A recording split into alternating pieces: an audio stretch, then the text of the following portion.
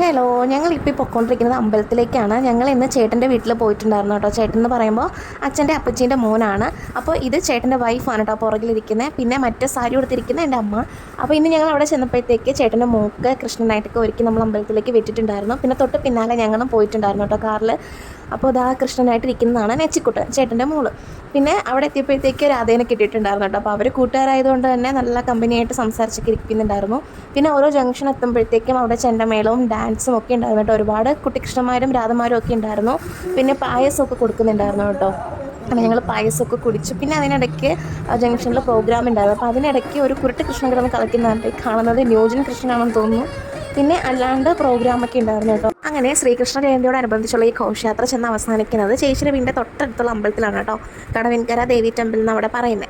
അപ്പോൾ ഒരുപാട് കുട്ടികൃഷ്ണന്മാരും രാധമാരും ഒക്കെ പങ്കെടുത്തിരുന്നു കേട്ടോ ഈ ഒരു ഘോഷയാത്രയിൽ. ഞങ്ങളും ഇതിൻ്റെ കൂടെ തന്നെ കേട്ടോ വന്നത്. അടിപൊളിയായിരുന്നു. പിന്നെ അതിനുശേഷം അവിടെ ഉറിയടിയൊക്കെ ഉണ്ടായിരുന്നു കേട്ടോ. ഉറിയടി കഴിഞ്ഞ ഉടനെ തന്നെ നമുക്ക് അമ്പലത്തിൽ നിന്ന് പ്രസാദമൊക്കെ കിട്ടിയിട്ടുണ്ടായിരുന്നു. അതിനുശേഷം അവിടെ കൊച്ചു കുട്ടികളുടെ എന്താ കൈകൊട്ടിക്കളിയൊക്കെ ഉണ്ടായിരുന്നു കേട്ടോ. അതിൽ ഏറ്റവും ഒരു കുഞ്ഞു കുട്ടി ഉണ്ടായിരുന്നു.